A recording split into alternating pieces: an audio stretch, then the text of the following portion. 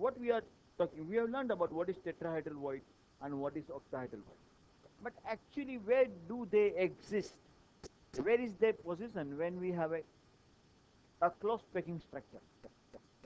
Whenever we have a close packing structure, उनका कहीं ना कहीं position होना जरूरी है. Where is his position?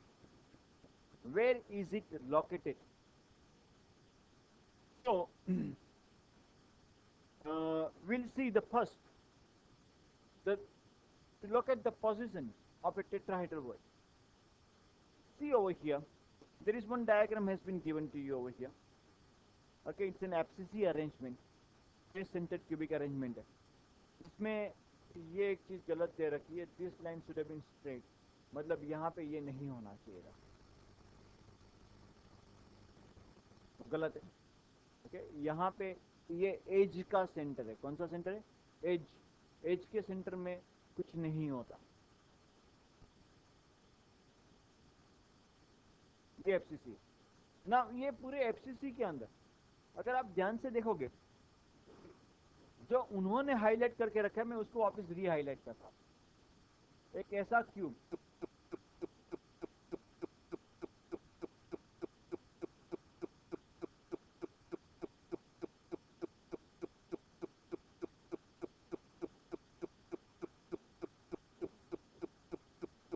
Actually ये जो यूनिट्स, ये यूनिट सेल है, उसके अंदर ऐसे छोटे 8 पार्ट आ सकते हैं, जिसको जूम करके यहां पे बताया गया. जो मैंने ग्रीन कलर से हाईलाइट किया वो एक्चुअली बाजू में कर रखा है. देखो मैं बताता हूं, मैं ग्रीन कलर निकाल देता हूं, आपको पता चलेगा. सबसे पहले ये वाला पार्ट नहीं है यहां पे. अभी देखिए, इतना ये ब्लैक वाला ही सोचिए. ओके, ये वाला यहां पे भी जा रहा है, ये है करेक्ट. बस इतना ही है.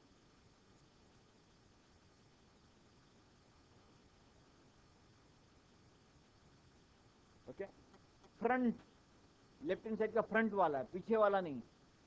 ओके, उन्होंने थोड़ा सा एक्स्ट्रा लाइंस हाईलाइट कर दिया है. एक्चुअली ये भी नहीं होना चाहिए था. ये पार्ट जो उन्होंने बताया डार्क, वो नहीं होना चाहिए था. ओके, वो थोड़ा अलग आपको इंप्रेशन देता है. उसको जब जूम किया तो ये देखने को मिल रहा है आपको. और उसके ये वाले आइटम है, देखो आप, 1 2 3 और 4, बस 4 ही आइटम है. Can you see those 4? Can you identify those 4 जो मैंने वहां पे भी हाईलाइट किए? ये दिमाग में डालना बहुत जरूरी है, क्योंकि इसके बिना आगे की प्रैक्टिकल में नहीं आएंगे.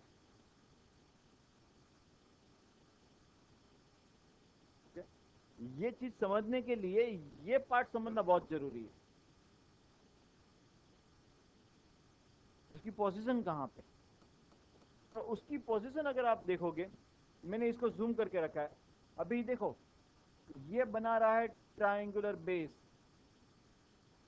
और ये बना एक पिरामिड, उसका अपेक्स. तो वॉइड कहां पे होता है? इसके सेंटर में. वो कहां पे रहेगा? इसके सेंटर में. बिकॉज वी नो 3 स्फीयर एक दूसरे के साथ कंबाइन होते हैं एंड देन उसके ऊपर. करेक्ट हो ना? तो 1 2 3 कंबाइन हो, उसके ऊपर ये. तो वॉइड उसके सेंटर में रहेगा कि नहीं रहेगा? So the blue part which I have drawn over here, that's your tetrahedral void. That's your tetrahedral void. And actually मैंने कहां पे वो ड्रॉ कर रखा था?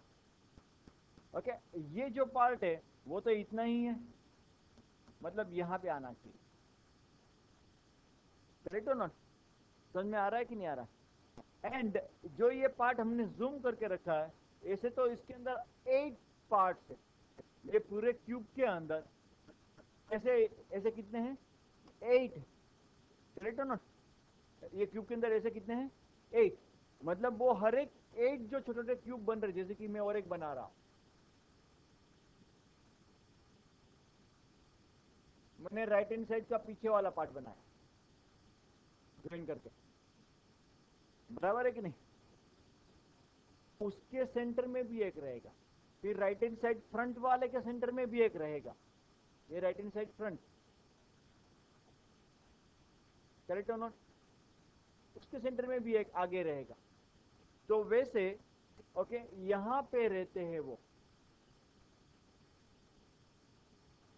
ओके टोटल कितने रहते हैं, 8 टेट्राहाइड्रल वॉइड्स रहते हैं। How many voids are there, 8 tetrahedral voids आते हैं। Is this understood what am I trying to explain you? Okay. And और एक चीज जरा ध्यान से देखना, हमने ये कौन सा क्यूबिक सेंटर मतलब टाइप ऑफ सिस्टम लिया था, एफसीसी। एफसीसी में नंबर ऑफ पार्टिकल्स कितने होते हैं, 4। एफसीसी में नंबर ऑफ पार्टिकल्स कितने होते हैं, 4। और नंबर ऑफ टेट्राहाइड्रल वॉइड्स कितने मिल रहे हैं आपको, 8। टेट्राहाइड्रल वॉइड्स कितने मिल रहे हैं, 8। आगे हमने ये पढ़ाई किया, अगर number of particles n then tetrahedral voids are 2n, then tetrahedral voids are, बराबर है कि नहीं, समझ में आ रहा है आपको मैं क्या बता रहा हूं, यस और नो। कंटिन्यू करेंगे, ये था position of tetrahedral void. Similarly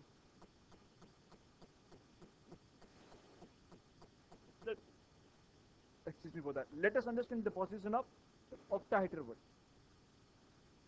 वापस यहाँ पे गलती की है क्योंकि वो एक एक्स्ट्रा आ गया है, वो नहीं होना चाहिए, वो नहीं होना चाहिए, बराबर है। आपकी बुक में सही किया कि नहीं मुझे पता नहीं, मेरी बुक में गलत है। Is it there corrected thing, corrected है वहां पे, नहीं है ना वो,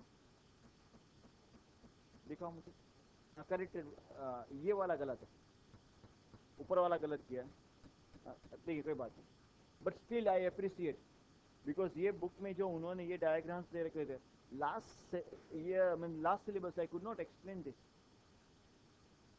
by because they are given a proper diagrams where I can use them and try to explain it. Otherwise I needed some another diagram. I am using a textbook diagram. अच्छा अभी octahedral में होता क्या है, मैंने बताया था 6 sphere void के आजू बाजू सराउंड करते, क्या करते, 6 sphere, 4 should be in the same plane and 1 above 1 below. Can you see this, 1 2 3 4 same plane में, एक ऊपर और एक नीचे। अगर आप उसको ज्वाइन करते, उन्होंने ऑलरेडी करके रखा, तो वो क्या बना रहा है, ऑक्टाहेड्रल, करेक्ट और नॉट। तो उसके सेंटर में यहां पे एक वॉइड होगा जिसको हम क्या बोलेंगे, ऑक्टाहेड्रल वॉइड, उसको हम क्या बोलेंगे, करेक्ट और नॉट, समझ में आ रहा है, ओके।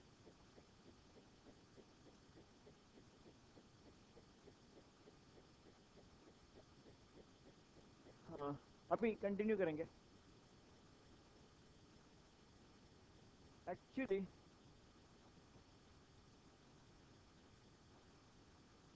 सी मैं क्या कर रहा हूं, आई मे डू दिस, तो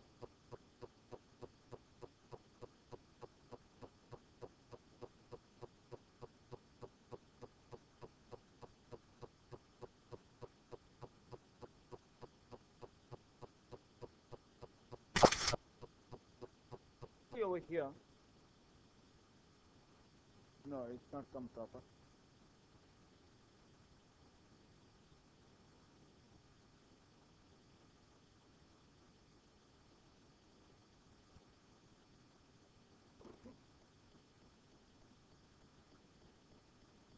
ये भी नहीं आएगा,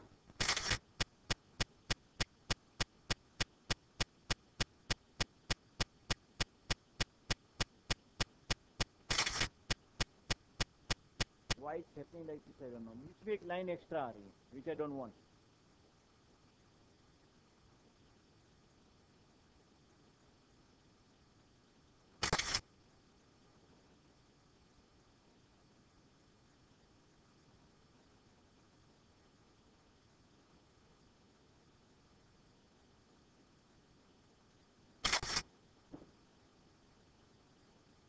okay See, I got one unit over here. जरा ध्यान से समझना है ये वाला.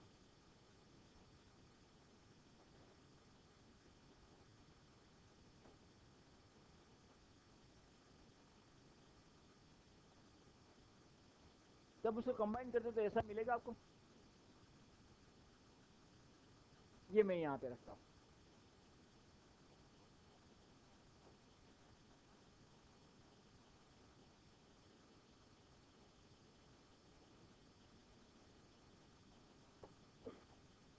See,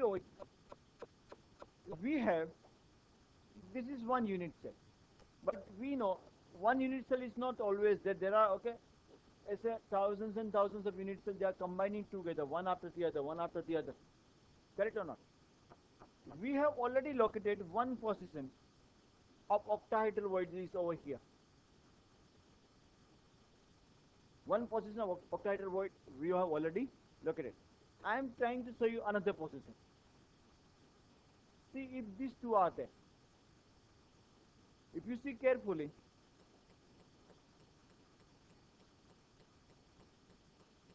I am showing you 6 atoms. Let me use the other color. One atom over here, second atom over here, okay, third atom over here. If I, okay, suppose यहाँ से भी एक यूनिट सेल आ रहा है, इस तरफ किस जा रहा है, then it contains one atom over here, one atom over here, and one atom over here. I've drawn 6. Okay, एक फ्रंट में यूनिट सेल आ रहा है, इसके लिए मैंने ये लाइन ड्रॉ कर रखी है. ये वाली लाइन जो मैंने ड्रॉ की ना, सपोज फ्रंट में और एक इस तरफ आ रहा है, तो मैं यहाँ पे ड्रॉ नहीं किया हुआ है, इमेजिन करना है आपको, आगे और एक आ रहा है.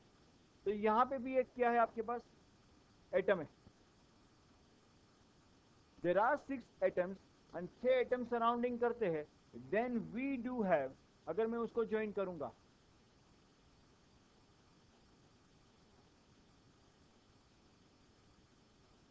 तो ऐसे ऑक्टाहेड्रल मिलता है कि नहीं मिलता? करेक्ट और not? We are getting octahedral. And आपके पास जो वॉइड मिलने वाला है वो यहां पे.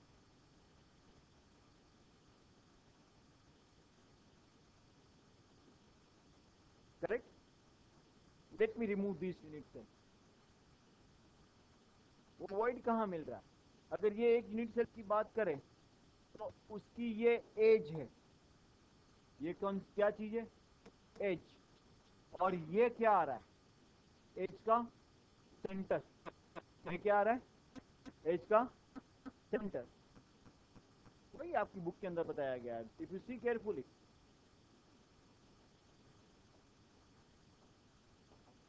मैंने जो डायग्राम बनाया वही वो बना के बता रहे हैं.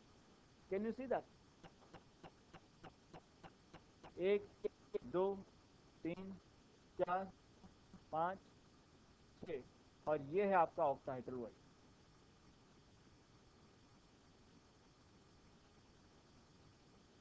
आपकी बुक बता रही है. एक तो यहां पे उन्होंने ऑक्टाहेड्रल वॉइड बताया, वो तो इजीली समझ में आ गया था. दूसरा, एज के सेंटर में क्यों ऑक्टाहेड्रल आता है? Because you have to imagine this is not the only unit cell, it is a 3-dimensional structure. So there are lots of unit cell, एक आगे एक पीछे एक इस तरफ है. तो उसकी वजह से ये जो एज सेंटर है ये वाला, वो भी ऑक्टाहेड्रल वॉइड बना रहा है. That's what they had explain you by doing that diagram, and which I had done it. मैंने 2 यूनिट सेल की हेल्प लेके आपको सिखाया. तो जब उसको कंबाइन कर रहे हो तो वो बीच में आ रहा है. करेक्ट और नॉट? आपको समझ में आया वो चीज? मैंने जब यहां पे बताया था ये वाला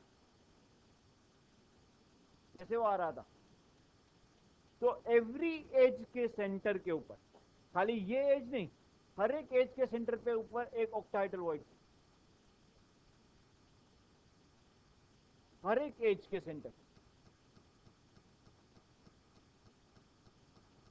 there are 12 edges. How many edges? As many as I could identify, I have drawn that.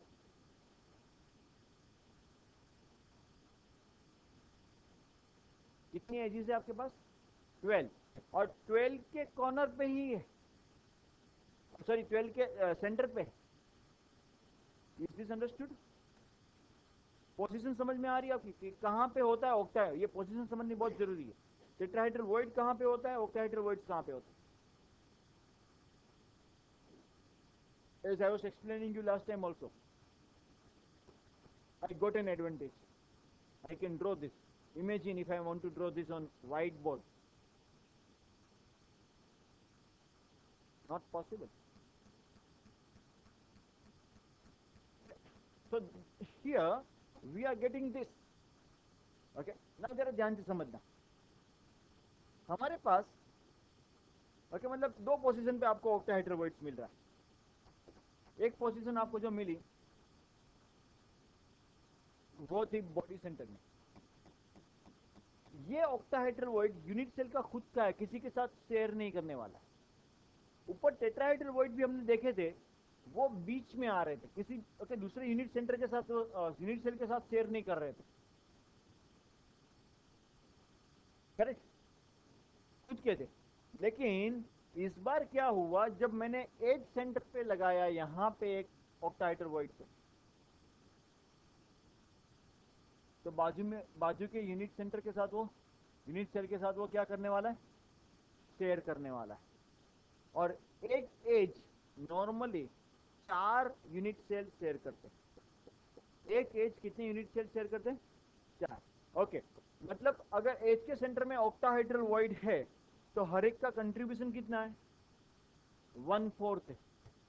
हर एक का कंट्रीब्यूशन कितना है? 1/4 है। और ऐसी कितनी एज है आपके पास? 12 है। मतलब एज के सेंटर में से कितने मिलने वाले हैं? 3। एज के सेंटर में से कितने मिलने वाले हैं? 3। ओके, और एक बॉडी के सेंटर में जो किसी के साथ शेयर नहीं हो रहा है, टोटल ऑक्टाहेड्रल वॉइड्स कितने होंगे?